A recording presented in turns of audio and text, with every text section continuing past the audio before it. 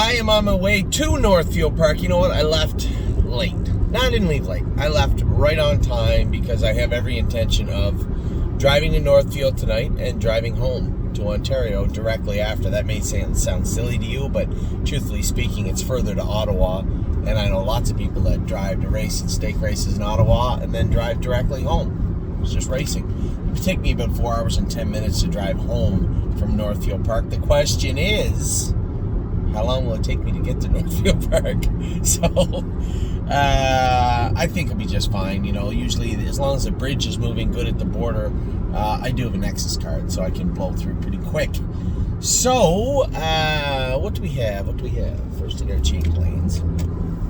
I want to talk about the 3-year-olds. I did the 2-year-olds yesterday. It was the only list I did yesterday because I wanted to watch Kings County race, and he raced awesome. He's per lucky, raced fantastic. Man, we've been really, really blessed with some really talented aged horses this year. Very fortunate in our purchases, and looking forward to the rest of 2022 with these horses. So now on to the 3-year-olds. Amor Diener, I trained him in 2-2 the other day. He'll school or maybe just qualify on, I wanted to back him up a bit. We ran 210, 28, 25, 28, 210. Then he went that faster mile the other day by himself. I want to back him up a little bit. I want to see how the rest of his week goes. He might be in to qualify Wednesday. It might take him another week. At this point, does it really matter? Does it really matter when he's ready to go? He's not going to be ready for like the Keystone Classic, that top end of the Stallion Series type level horses. He's not there yet. The good news is he fits numbers of 2, numbers of 3. There's lots of places to race Amor Diener. Let's just make sure he's ready to go when he's supposed to be ready to go. Arch's Rainbow is back jogging and training now at Harry's Barn. Blue Tesla, I was so happy. Jason called me the other day, said we got his AST down, got her AST down just below 1,000. It was almost at 5,000 when she tied up her last start, so she'll be pretty near 100%, maybe a hair short, but she'd been very tight up until that point, so I think she'll be fine. Would I say she's at 105% Wednesday? No, but I'd say she's in mid 90s, low 90s, somewhere around there. Bravura, trained her the other day off the gate in 2 minutes, so she's relatively tight, but may need a start.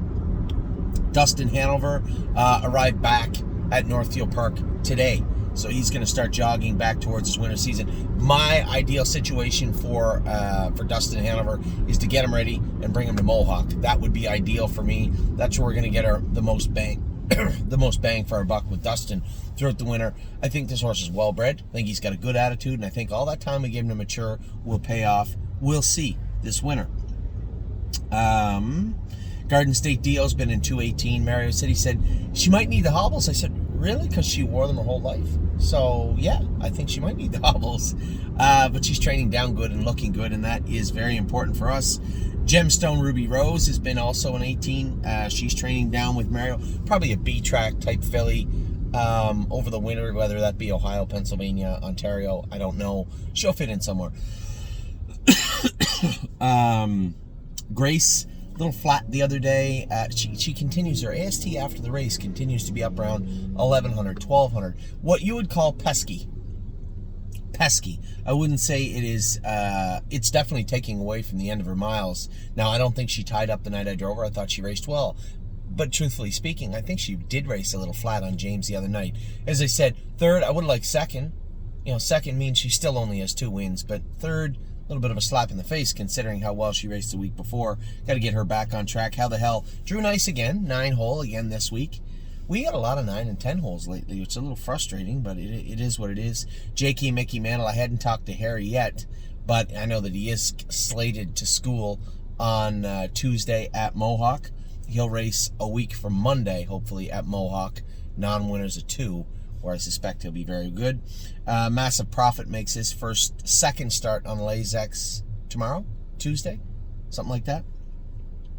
Matt's MVP, we're going to put Matt's MVP into race, I would think, on Thursday. He'll race with no hobbles on his first start back. I just don't think he needs them. The horse looked amazing the other day, and just when he started to get into top speed halfway down the lane, you could see the hobbles were hitting him pretty hard.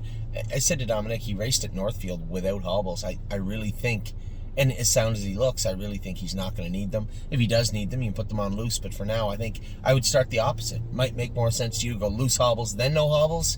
We're going to go the opposite. We're going to go no hobbles, then loose hobbles if you need some, but I don't think we'll have to go to step 2.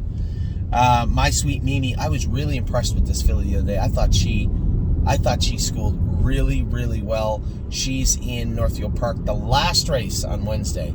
Now, it's going to be tricky for Amy and I. Amy and I poured over all the sale catalogs. We stayed in bed all last night, looked through all the sale catalogs. Well, by all, I mean Ohio, and looked at a little Ontario, but mostly Ohio.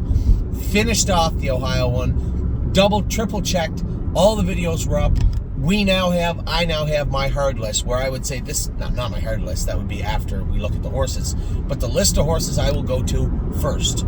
I have a long list, which is like a soft list of the horses I'm interested in, but I've poured over that list, taken some out that they look okay. We'll see how they look in person, but these are the ones I really, really like and really want to look at. That list is completed. I started with about 5 on my top list. It's now grown to about 13 or 14 top horses. These are the horses I want to look at. Now, keep in mind, we'll talk more about the sales in a minute, but keep in mind, we haven't looked at, we looked at the pacing videos, but until you see the pacers, it's a little bit different there.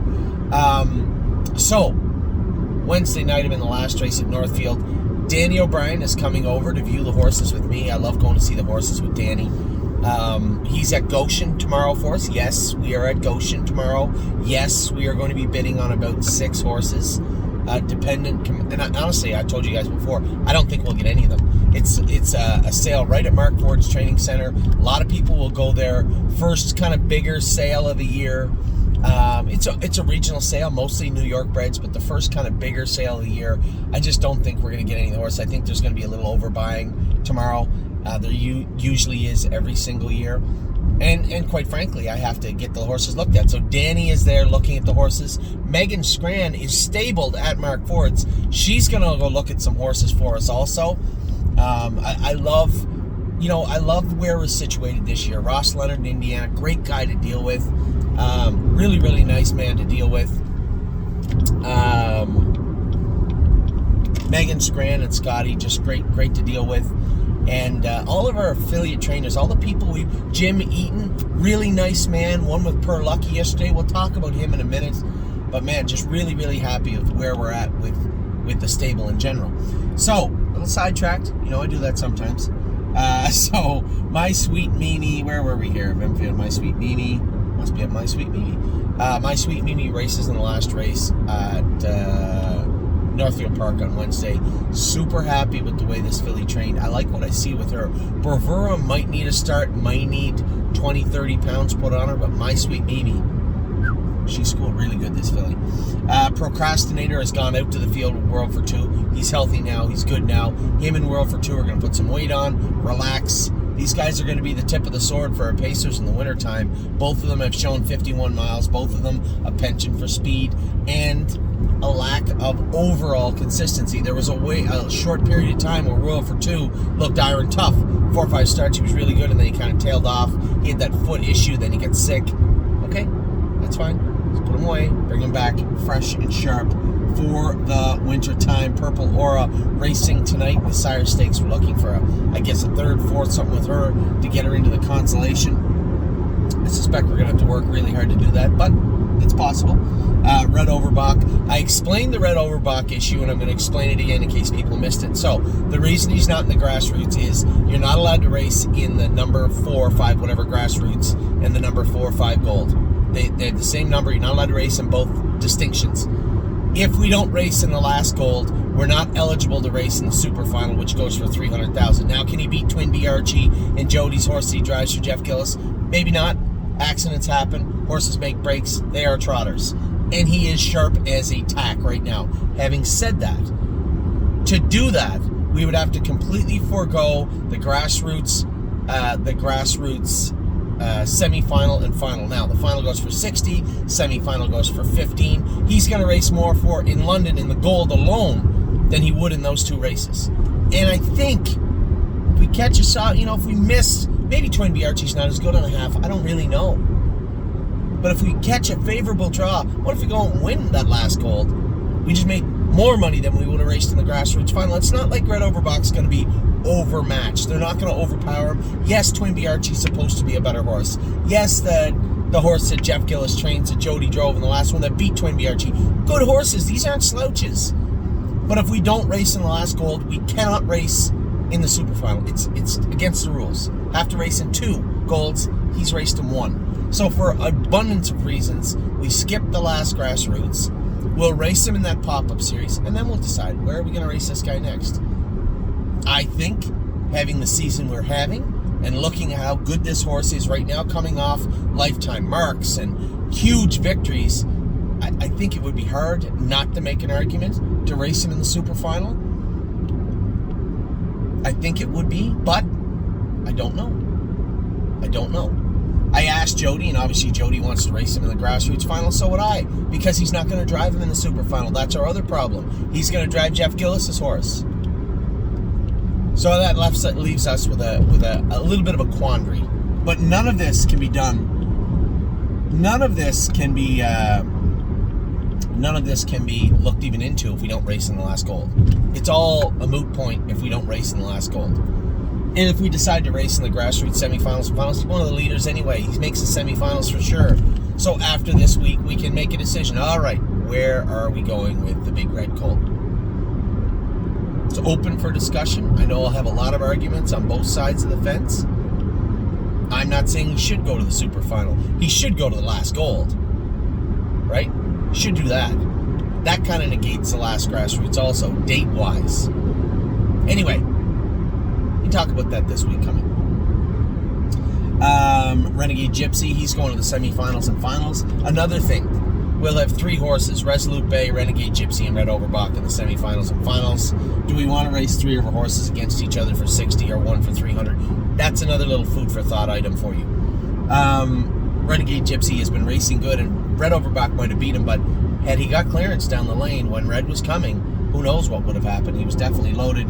I know that Gypsy, I saw his blood. He's a little run down a little bit. They're running some vitamins through him this week, so I suspect that last trip was actually very fortunate for us with Renegade Gypsy. It's been a long season. He's really come on strong the last 2 months. Mario's done a great job with this horse, and him and Resolute Bay alone would be a good tilt in the final. Slim Jimmy tonight racing in like a 3-year-old open type event. I know his odds are lower, and I know it's a tough crew, but you know what? He's been racing good, and he was only about 4th. Beat 2 lengths his last start by the best colts in Ohio. I think he measures up well in there. He's made the consolation for sure. He's in the consolation. He's in the Buckeye final, I believe. So we're in the right place with Jimmy. Let's see how he does this week. Stomer Ducati's getting closer. I think Mario said he's been in 21, 22 with him, if I'm not mistaken. Sweet on Pete races tonight. She's actually picked for 2nd or 3rd in this Sire Stake event. I wouldn't shy away from making the final with her at all. I mean, when Sweet on Pete is firing on all cylinders, when she is her best form of Sweet on Pete, she's as good as any filly in Ohio. You know that, and I know that. She's already beaten Chris Beavers. Now, Chris Beavers' filly, I guess, was a little short going into that race, but that 54 and 4 mile was a very strong mile for her. If we can get Sweet on Pete back to Sweet on Pete and have her real good for the final, wouldn't bother me at all. She's out wins tonight, great. I'll take a run at them in the final for sure.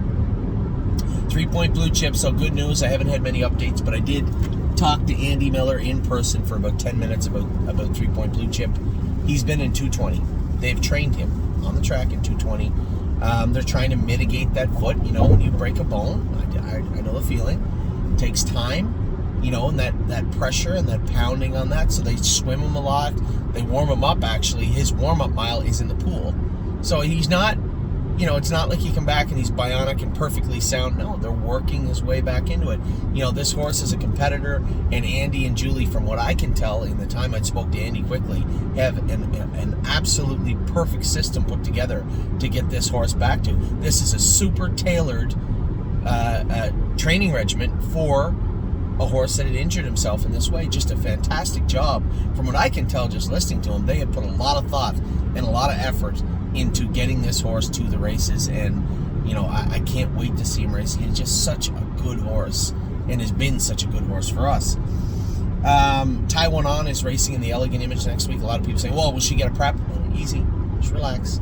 She's going to school on Tuesday. We'll probably school her in 57, 58 on Tuesday, and then race her back Saturday in the Elegant Image final. Or Elegant Image Eliminations, I guess. Divisions, Elimination? I think Eliminations.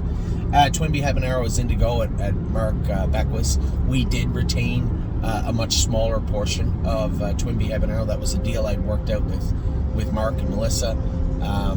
At this point, I think everybody could agree that enough eyeballs have been on him for us where a new set wouldn't hurt.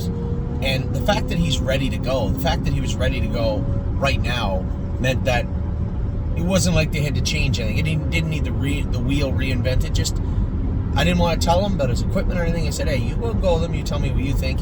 Change his shoes, change some equipment on him. We'll see. We'll see how he races this week. I'm optimistic. I'm hopeful. I always am with this horse. I've kept him for so long. He's really grown on me in a bad way.